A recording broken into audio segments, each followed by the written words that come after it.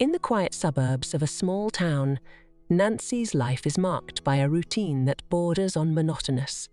Each morning, she wakes up to the deafening silence of her home, a stark contrast to the bustling noises of her past life filled with laughter and chatter. Her husband's death had left a gaping void, and her son Daniel's decision to live independently only deepened her sense of isolation. At work, Nancy is a picture of efficiency. Her colleagues at the bank admire her for her meticulousness and dedication. Yet, beneath her professional facade, there's a lingering sense of loneliness that she can't shake off. One evening, as Nancy returns home, she pauses at her front door. Another evening alone, she whispers to herself, her voice echoing in the empty hallway. She prepares dinner for one, the silence around her only broken by the clinking of utensils. The television in the background plays a classic movie they used to watch together, but now it only serves as a painful reminder of her solitude. Nancy sits on the couch, lost in thoughts. Her neighbour, Mrs. Jenkins, occasionally drops by, offering company and homemade casseroles. "Nancy, you need to get out more, dear. Life's too short to spend alone," she often says with a warm smile. But Nancy politely declines, preferring the safety of her familiar surroundings. At night, Nancy lies in bed, staring at the empty side where her husband used to sleep. The silence is almost tangible, suffocating her with memories and what-ifs. She often talks to him, hoping for a sign, a whisper, "John, do you see me? I'm trying, I really am," she murmurs, her voice breaking. One day, at the bank, a young couple comes in, their laughter and affection a sharp contrast to Nancy's quiet world. She watches them with a mixture of envy and sadness. "That used to be us, John," she thinks to herself, her heart. As she leaves work that day, Nancy decides to stop by the supermarket, a deviation from her usual straight path home. Little does she know, this small decision is about to bring an unexpected change to her life. In the supermarket parking lot, Nancy's world collides with that of Matthew's, a man equally haunted by loneliness and abandonment. This chance encounter, though seemingly trivial, is set to be the first ripple in the stagnant waters of Nancy. The supermarket is bustling with activity when Nancy arrives, pushing her cart through the aisles with a list in hand. She moves methodically, picking up essentials while lost in thought. Her mind wanders to past grocery trips, once a shared chore, now a solitary task. As she approaches the parking lot, her attention is drawn to a commotion near her car. A man, seemingly in his late 50s, is struggling with a flat tire. He has a look of frustration on his face, his hands fumbling with the jack. Nancy hesitates, then approaches him. "Do you need some help?" she asks, her voice tentative. The man looks up, surprised. "Oh no, I wouldn't want to trouble you," he responds, his voice tinged with embarrassment. Nancy insists, "It's no trouble at all. My husband, he taught me a thing or two about cars." Together, they work on the tire. The man introduces himself as Matthew. His hands are steady, but his eyes betray a certain sadness, a reflection of Nancy's own.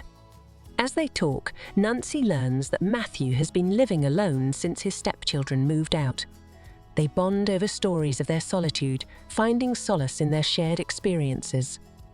Nancy can't remember the last time she talked this much or this openly with a stranger. Finally, the tire is fixed. Matthew thanks her profusely. "I can't remember the last time someone helped me like this," he admits, his eyes meeting hers. Nancy smiles, feeling a warmth she hadn't felt in a long time. "It was nice to be able to help," she replies. Matthew hesitates for a moment and then says, "Would you like to grab a coffee sometime? It's been a while since I had good company." Nancy is taken aback. She hadn't expected this, yet something inside her urges her to say yes. "I'd like that," she responds, surprising even herself. They exchange numbers, and Nancy drives home with a feeling she can't quite place. It's a mixture of excitement and apprehension, a feeling of stepping into unknown territory after years of predictable solitude. That night, Nancy finds herself thinking about Matthew, about their conversation, and the unexpected offer of coffee. She realizes that for the first time in a long while, she's looking forward to something. The echo of solitude in her life, for just a moment, seems a little less loud. Nancy's days start taking on a new hue after meeting Matthew. Their coffee meetings become a regular affair, often filled with laughter and heartfelt conversations. Nancy finds herself opening up about her life, her fears, and her memories, something she hadn't done in years. One evening, over coffee, the conversation takes a deeper turn. Matthew shares about his difficult living conditions, his voice tinged with resignation. "I've been staying in this old motel since my stepkids left. It's not much, but it's what I can afford, right?" he says, looking down at his hands. Nancy listens, her heart aching at his predicament. An idea, both frightening and exhilarating, crosses her mind. "Matthew," she begins hesitantly, "I have a spare room at my house. If you want, you could stay there. It's nothing fancy, but it's better than a motel." Matthew looks at her, shock and gratitude in his eyes. "Nancy, I couldn't impose on you like that," he protests. But Nancy insists, "It's not an imposition. I could use the company, and you could use a better place to stay. It's a win-win." After some persuasion, Matthew agrees. The following week, he moves in with just a few belongings. Nancy shows him to the guest room, feeling a strange mix of excitement and nervousness. Matthew quickly proves to be a considerate housemate. He fixes a leaking faucet, tends to the garden, and even cooks meals on occasion. Nancy finds herself enjoying the new dynamics in her home. Their evenings are filled with shared meals and stories, a stark contrast to her previous solitary nights. One day, Nancy returns from work to find Matthew painting the living room. "I thought the place could use a bit of sprucing up," he says with a smile. Nancy is touched by his thoughtfulness. "Thank you, Matthew. It looks wonderful," she responds, looking around at the freshly painted walls. As days turn into weeks, Nancy starts noticing subtle changes in herself. She sleeps better, laughs more, and there's a lightness in her step that wasn't there before. During a quiet evening, sitting in the newly painted living room, Matthew turns to Nancy. "You know, Nancy, I didn't realize how much I needed this. A home, a friend. You've given me so much." Nancy looks at him, her heart full. "You've given me just as much, Matthew. I didn't know how much I needed someone around until you came." Their bond deepens, rooted in mutual respect and shared experiences. Nancy's house, once a symbol of her solitude, now becomes a home filled with laughter, conversation, and companionship. It's a new beginning for both Nancy and Matthew, a second chance at finding joy and meaning in the autumn of their lives. As the bond between Nancy and Matthew strengthens, Nancy decides it's time to inform her son, Daniel, about the new living arrangement. She invites him over for dinner, a sense of apprehension mingling with her resolve. Daniel arrives, his demeanor a mix of curiosity and concern. They sit down for dinner, and Nancy broaches the topic. "Daniel, I wanted to tell you about Matthew. He's been staying with me for a while now," she starts, her voice steady but cautious. Daniel's expression changes from curiosity to shock. "Matthew, who's that, Mum? And why is he staying with you?" he asks, his tone laced with worry. Nancy explains how she met Matthew and about his situation.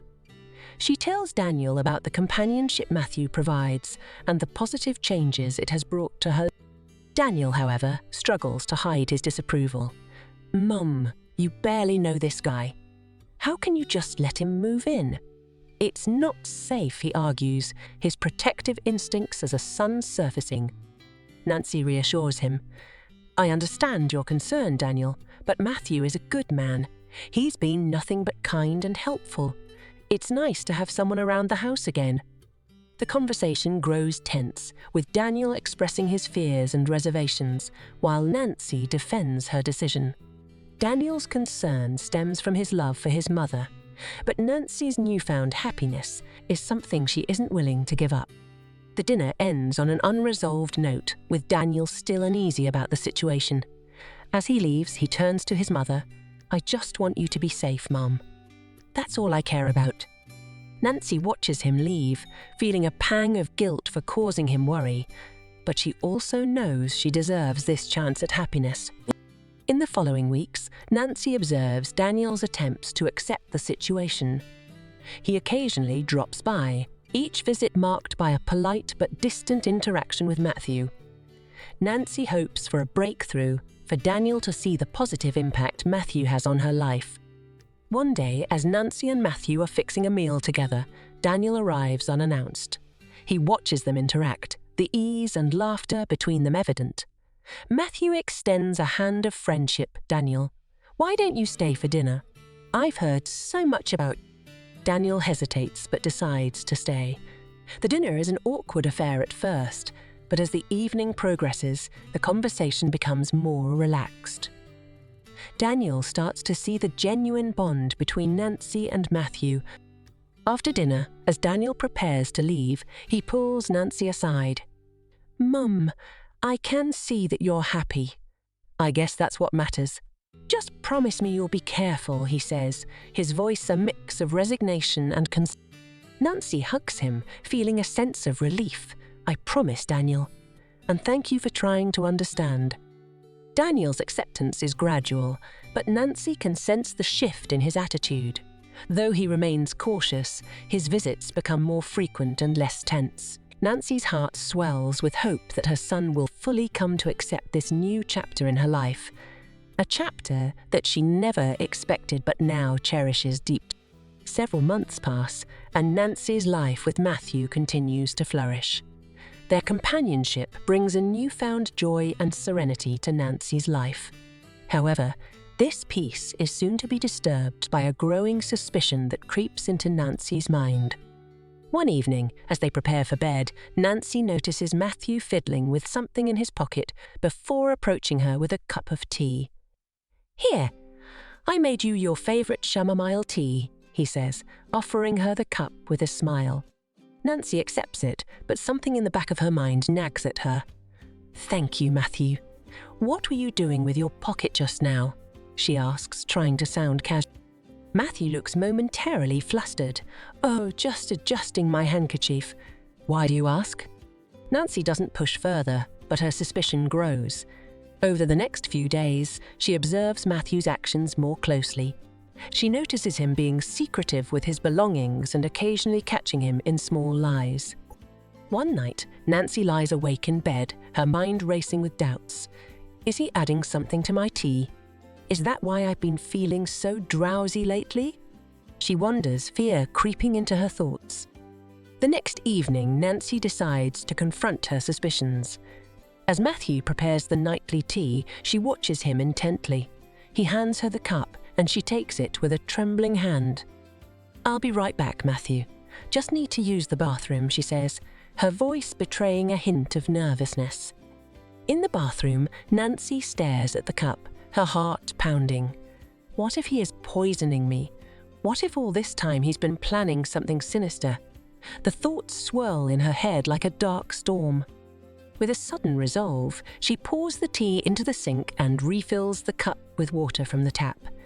She returns to the living room and exchanges the cups when Matthew isn't looking, her hands shaking.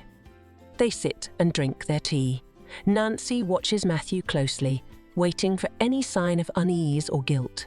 But he seems normal, chatting about his day, unaware of the switch.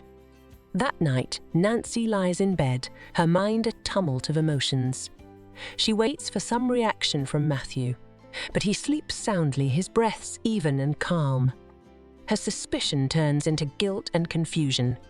What if I'm wrong? What if it's all in my head? She thinks, regret gnawing at her. The next morning, Nancy is quiet and withdrawn. Matthew notices her change in demeanour. "Is everything okay, Nancy? You seem upset?" he asks, concern in his eyes. Nancy looks at him, torn between her fear and the guilt of her suspicion. I'm fine, Matthew. Just didn't sleep well last night. She lies, forcing a smile.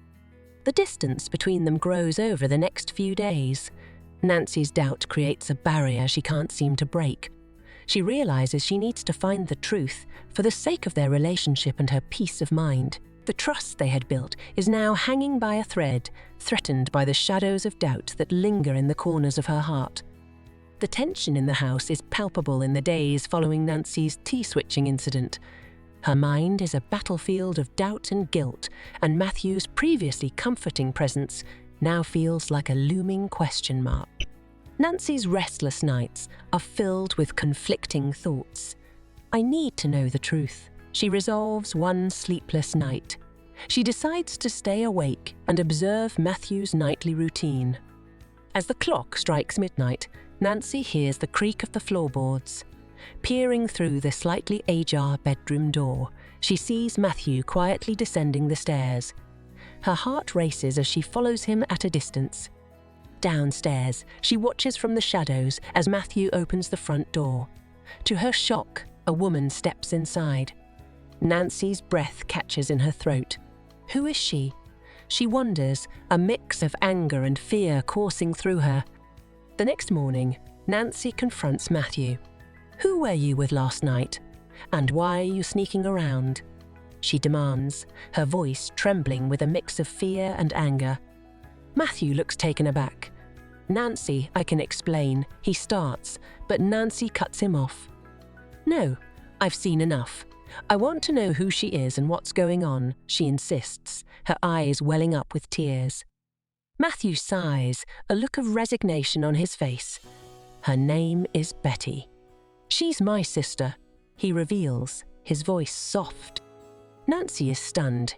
Your sister, why didn't you tell me? And why are you meeting her in secret?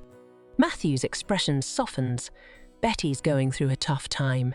She didn't want anyone to know about her situation, so I've been trying to help her discreetly. Nancy feels a wave of relief mixed with guilt. Why didn't you trust me with this? She asks, her voice breaking. I didn't want to burden you with my family issues. I thought I could handle it on my own, Matthew explains, his eyes pleading for understanding. Nancy realizes her suspicions had clouded her judgment, leading her to doubt the man who had brought so much light into her life. I'm sorry, Matthew. I should have trusted you. Matthew reaches out, taking her hand. It's okay, Nancy. I should have been more open with you. Realizing they need to clear the air further, Nancy suggests, let's have dinner tonight, all three of us. I'd like to meet Betty. That evening, Betty arrives, a bit apprehensive but grateful for the invitation. Over dinner, she shares her story, and Nancy listens, feeling a growing sense of kinship and understanding. Daniel, who comes over later, is initially shocked but quickly understands the situation. He apologizes to Matthew for his earlier suspicions and expresses his gratitude for taking care of his mother. The misunderstanding resolved, Nancy feels a renewed sense of trust and appreciation for Matthew. She also forms a bond with Betty, welcoming her into their lives. The chapter closes with Nancy, Matthew, Daniel, and Betty in the living room, laughter and conversation filling the space that once echoed with the sounds of solitude. Nancy reflects on the journey of trust and understanding, grateful for the unexpected family that life has given her. The shadows of doubt have been dispelled, replaced by the warmth of acceptance and the light of newfound relationships. In the tranquility of her rejuvenated home, Nancy sits by the window, gazing out at the setting sun. The house, once a symbol of her solitude, is now alive with the echoes of newfound family and love. Matthew and Betty are in the garden, laughing over a shared joke, while Daniel helps with the dishes in the kitchen. Nancy reflects on the journey she has undertaken. It had started with a heart heavy with grief and loneliness, traversed through paths of suspicion and fear, and arrived at a destination of trust, understanding, and unexpected companionship. Daniel joins her by the window, his presence a comfort. Mum, I'm really happy for you. You found something special with Matthew, he says, his voice filled with genuine contentment. Nancy smiles, her eyes moist with emotion. I have, haven't I? It's strange how life takes us through such unexpected turns.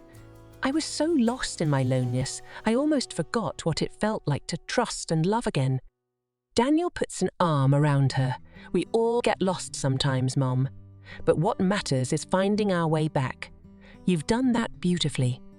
Nancy nods, her heart full. I've learned so much, Daniel.